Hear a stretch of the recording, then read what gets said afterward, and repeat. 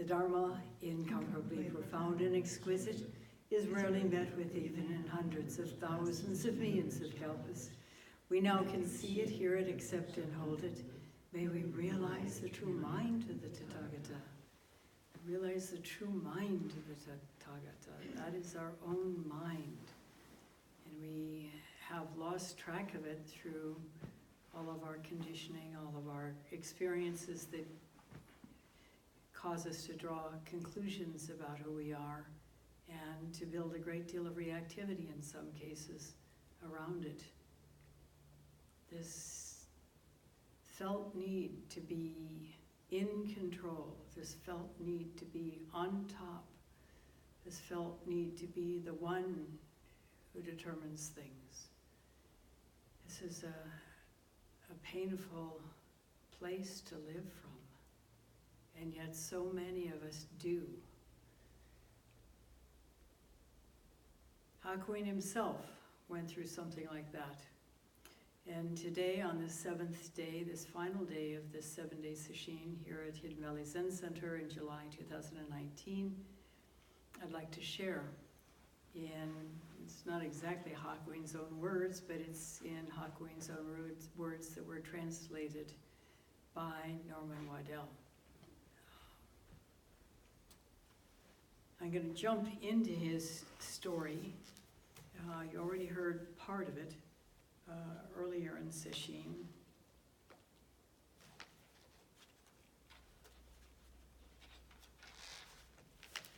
And there's something to be learned by this.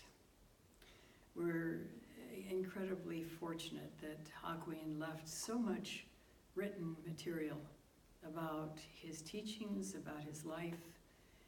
It's tremendously inspiring, and hopefully we begin to get a handle on how to realize it ourselves.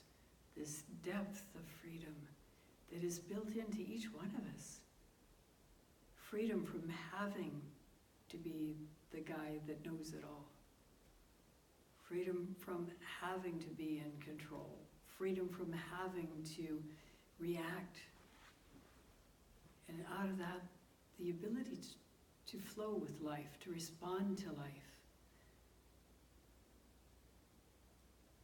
When things come up, if we are clear enough, we're able simply to respond.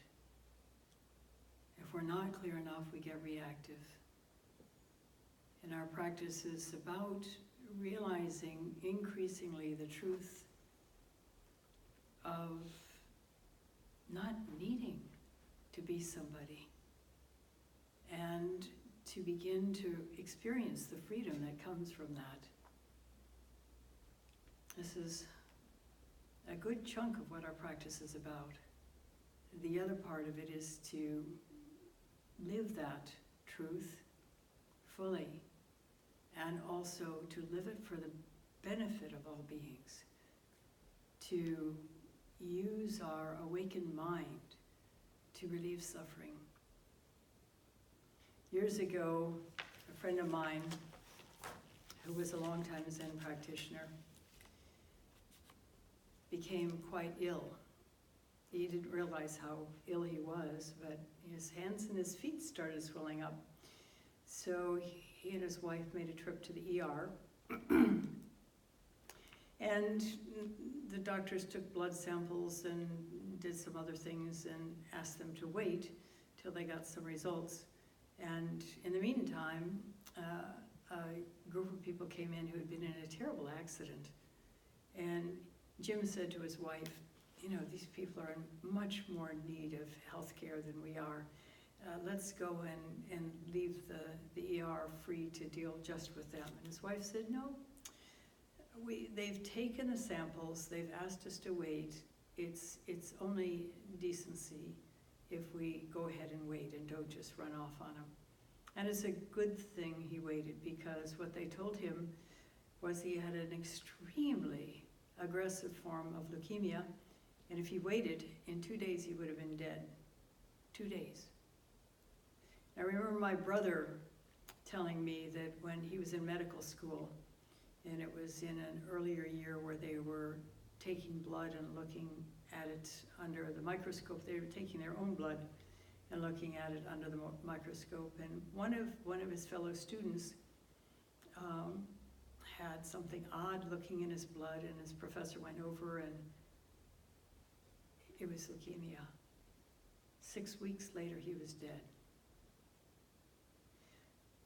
It took several weeks to stabilize Jim to the point where he could even begin to receive chemo. And he ended up being in the hospital for 7 months. And 3 times during that time, his family was called in to say goodbye to him. He was failing to that point. The 3rd time, he remembers vividly because he felt he was in a hell realm. And there he was in the midst of the demons and the other people in hell. And he saw this man, this older man, who was bare-chested. He was sort of dressed in animal skins, of all odd things to be dressed in. And he had such kindly eyes that Jim wondered what he was doing in hell. Well, eventually, Jim did recover. And he actually wrote a book at the encouragement of his teacher, my Dharma sister, Mitra-roshi. It's called Lotus in the Fire. And he recovered sufficiently to the point where he could actually join the Sangha in a trip to Japan. And when they went to Sanju Sangendo, he was shocked. If you've ever been to Sanju Sangendo, it's literally the Hall of 33 Gen, which is a traditional ancient Japanese measurement. It's a very long structure filled with standing figures of Kuan Yin. There were, if I remember right, something like 10 different sculptors who spent decades creating these life-size statues of Kuan Yin. And then in the very center of the hall is an enormous, larger than life-size, seated Kuan Yin with 1,000 arms. And then all along in front of these rows, like bleachers of standing Kuan Yins, were a number of 3/4 life-size figures just carved out of wood. Beautiful, beautiful carving. There were the traditional pre-Buddhist deities, the god of thunder, the god of wind, and so on and so forth. And there was also this elderly man with a little wispy beard, dressed in animal skins, naked above the waist, with his hand holding a scroll. And when Jim saw that, he said, "That's who led me out of hell." Because in his, whatever was going on with him as he was dying, this man came over to him in hell, took him by the hand and led him through a kind of a filmy curtain into what appeared to be something like a paradise. There was somebody talking, somebody giving a talk. There were animals lying, listening to the talk, as well as people. And the man took him over and laid him down against the back of a lion. This man turns out to be Basu Sennin. Sennin means mountain hermit in Japanese. And he had apparently taken a vow to enter hell as long as it took to lead people out of hell. Hakuin was terrified of hell. As a child, he was so terrified that he begged his parents to allow him to ordain because he had seen a play in which a Buddhist priest had escaped enormous pain and suffering when a red-hot iron pot was set on his head as some sort of punishment for something or other.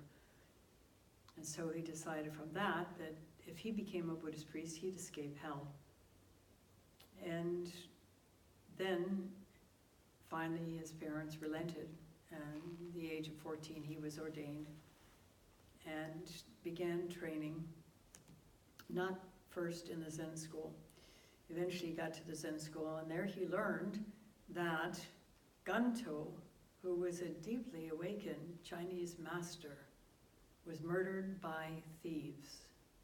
And as he was murdered, he screamed so loud that his scream was apparently heard for 3 leagues, which is what, 3 times 3 is 9 miles. It's not normally called a scream, it's called a shout, and perhaps he was shouting. Clearly he was totally one with the experience of being run through with a sword. But that dashed Hakuin's hopes for escape from hell, escape from pain and suffering. And he actually contemplated leaving Zen practice. By that time he had, of course, been doing Zen practice, but not for very long. And he actually left training and apprenticed himself to a calligrapher. He figured, well, he could maybe earn a living doing calligraphy. But after something like 7 or 8 months, he realized calligraphy was not his forte, although he ended up doing a tremendous amount of it in his life. And he found himself in a temple garden where they were airing the books, which they do every spring. It's so damp in Japan, and there are all kinds of earwigs and different kinds of critters that will eat holes in paper.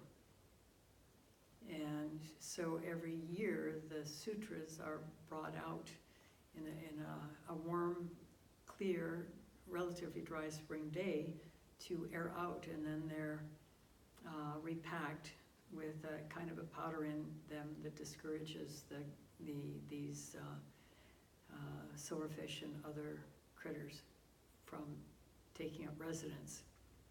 So he saw these scrolls out and decided that he would use one of them to determine whether or not he should go back into practice or what direction he should go into.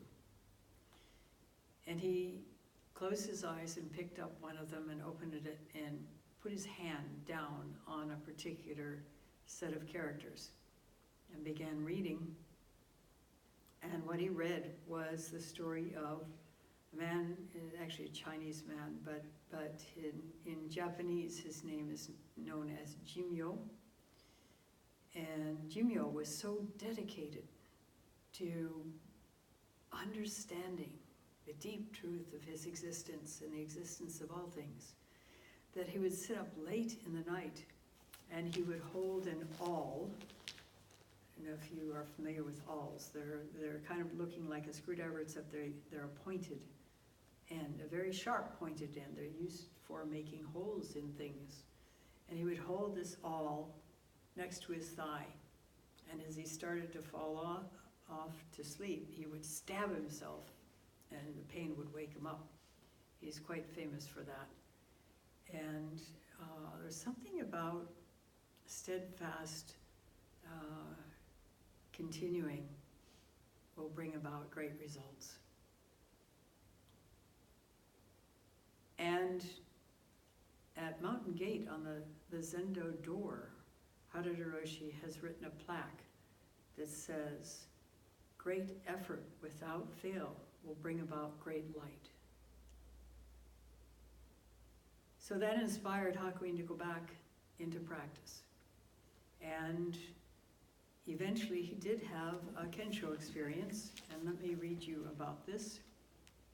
Again, I'm sharing this book, The Complete Poison Blossoms in a Thicket of Thorns, which is translated by Norman Waddell. One night as I was doing Zazen, I suddenly heard the sound of a temple bell, and my body and mind dropped completely away. I was free of even the finest dust. I experienced for the first time the truth of the saying, not a speck of ground exists on the great earth. Not a speck of ground exists on the great earth. Suddenly we're not anchored to anything. We're free. Contemplating it ahead of time, one can be quite anxious about that. If we don't have some framework to live in, how are we going to know what to do? How are we going to interact normally with people? Aren't we going to be stupid and crazy? Quite the opposite. When we see deeply into the truth of our true nature, there's an innate understanding, an innate awareness, an innate sensitivity that naturally moves us in appropriate directions. We don't have to worry about whether we'll be doing something stupid. But before we open deeply enough to that experience, it's some common fear of people. It was as though a thick veil of cloud and mist had suddenly opened up and I was gazing on a brilliant sunrise. I shouted in spite of myself, "Oh, Yento is alive!" Yento is the Chinese name of Ganto. He had been so distressed that Ganto had died. Now he's saying, Ganto's alive and well, right here now. How could he say that? Ganto didn't even live in the same century that he did.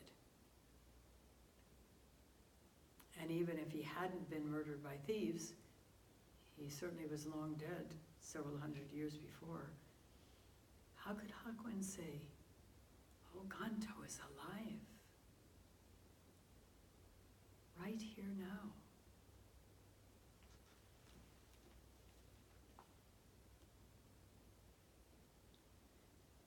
Startled, my fellow monks came running to find out what had happened, thinking I had lost my mind. From that time on, the banners of self-esteem soared up higher than the mountain peaks. I kept crowing to myself, no one in the past 200 or 300 years has achieved such a profound enlightenment. A constant smile on my face. I was heedless of everyone I saw. They all seemed to be enveloped in thick mist. What ecstatic joy I felt. I must have been receiving the unseen help of the Buddha patriarchs, for then by chance I encountered Shoju-Rojin and continued my study under him. He was a direct lineal descendant of National Master Gudo. That's Gudo Toshoku, who you chanted his name this morning in the Rinzai lineage. What a priceless treasure such a great and authentic Zen teacher is. Shoju took my pride and arrogance and crushed it like an eggshell in his hand. He looked down and laughed at me as though I was an earthworm wriggling in the mud. It seemed as though I'd tumbled into a black pit thousands of feet deep. All my former joy and elation was now transformed into so much sorrow and woe. My eyes were constantly filled with tears, as though I had lost my father or mother. When he got so full of himself after that Kensho experience, this is what we call Zen sickness. What that really translates to, in his case, is that it wasn't that deep a Kensho experience. Otherwise, he wouldn't have been so full of himself, because he would have seen so much more clearly that there was nothing to be excited about. Yes, the joy is there. It's the joy of freedom. It's not the joy of me having the biggest Kensho in history. There's still a big ego attached to that one. This is a good reason why a teacher is important. They can help us recognize when what we've experienced is genuine and whether or not it's deep. It was indeed fortunate that he came upon Shoju-Rojin, who was so challenging a master that only one other monks stuck with him. And in the end, that monk died young, so that Hakuin became his own only successor. Other monks would come, and they didn't want the kind of treatment that he gave him. And they'd leave. They wanted something nice and cozy and comfortable. But for Shojirojin, the stakes were so high in terms of what a person can realize that he wasn't willing to let people sit down and take it easy. And Hakuin, fortunately for all of us today, didn't sit down and take it easy. Seeing me in this pitiful state aroused grandmotherly concern in the old teacher. In his compassion, he assigned me one of the venomous Zen stories to work on. He's talking about koans. After that, he gave me the koans, Sushan's Memorial Tower, The Buffalo Passes Through the Window, Nantron's Death, Nantron's Flowering Tree, Chen Feng's Three Kinds of Infirmity, 1,000 Snowy Peaks, Rhinoceros Horn Fan, Willow Fluff Blowing in the Wind, Wangpo's Gobbler of Dregs, and An Old Lady Burns Down a Hermitage. As he did, he told me the following. These are the deadly old amulets of our school. After National Master Godot passed away, people began to reject this small matter, which had been transmitted through generations of patriarchal teachers in India, China, and Japan, as though it were dirt. What we have left are priests of the two-vehicle persuasion, groups that are content with a small partial attainment. Locating true descendants of the authentic Zen way is like seeking the North Star in the midday sun. I'm the only one left in the entire country.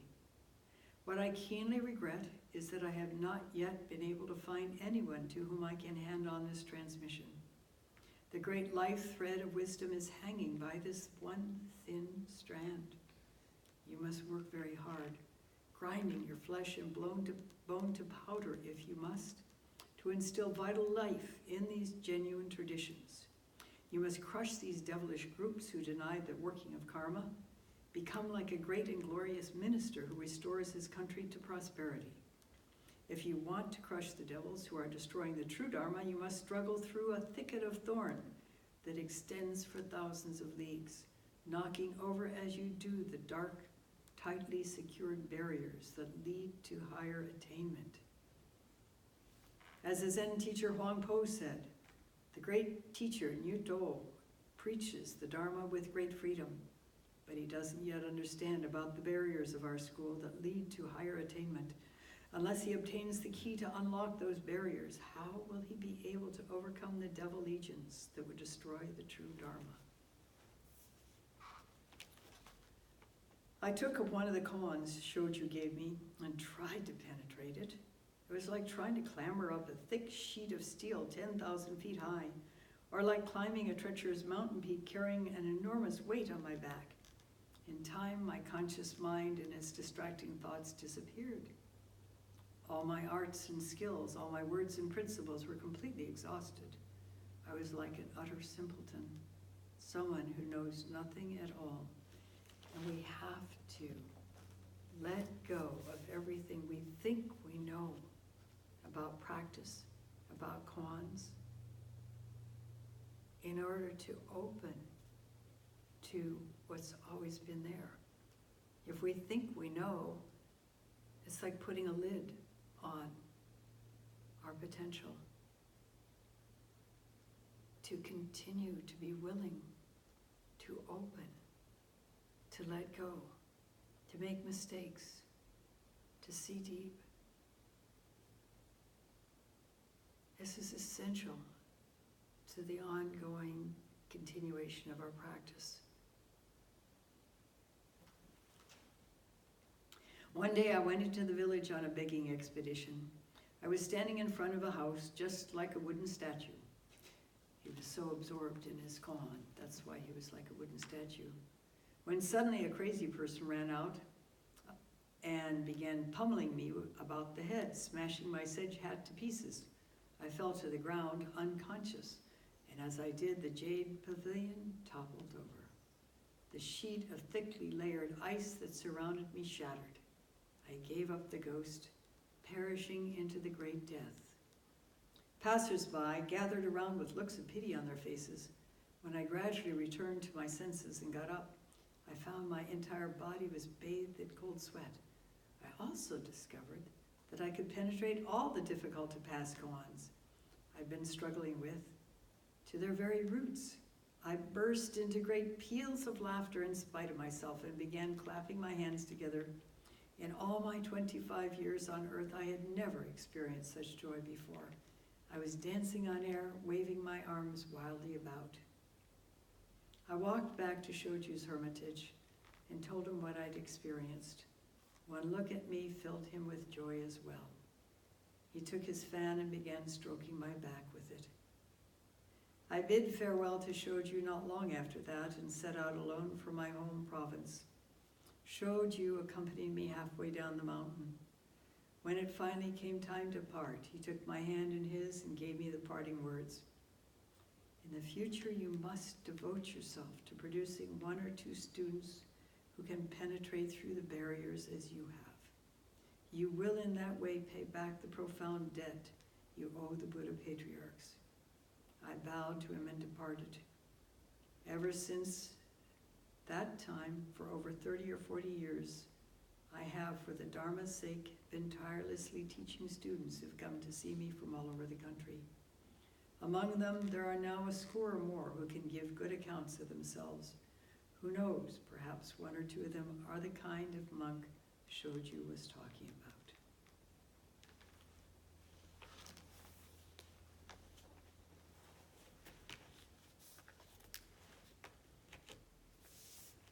To do deep practice, to do life-changing practice, to do practice that will open us to the innate, profound truth of our being, and through which we will liberate ourselves from greed, anger, and delusion. It's a long process. It's one that requires determination, faith, and the need to understand what seems beyond comprehension.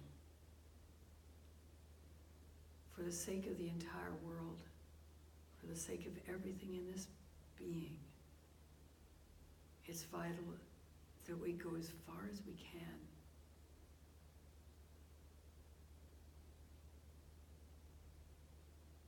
It's rare to be able to encounter a place where you can practice deeply with people who have also practiced deeply and be guided. And truly it is vital not to your own well-being, but to the well-being of all beings. We have just a few hours left in sesshin.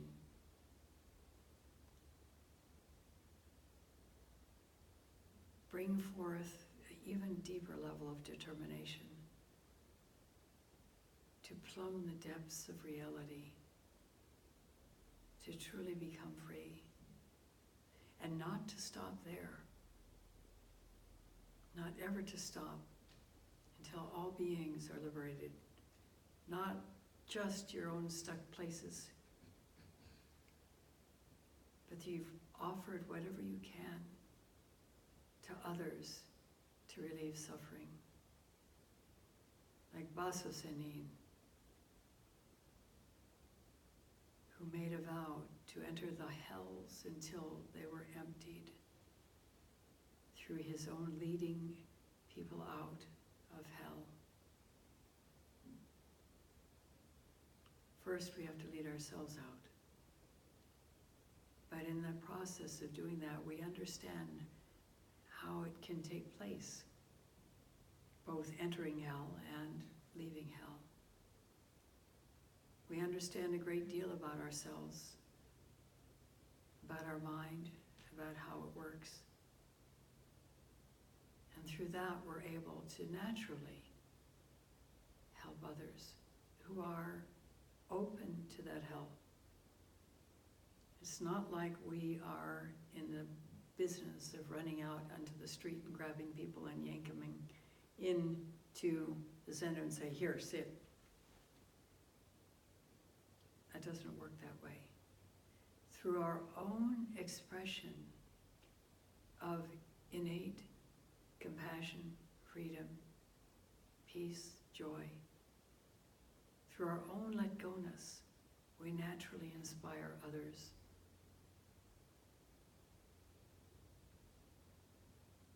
It's a huge responsibility. It's as if we've stepped out of the matrix in entering the Zendo. We can't go back in. And we have a responsibility to everyone who's still stuck.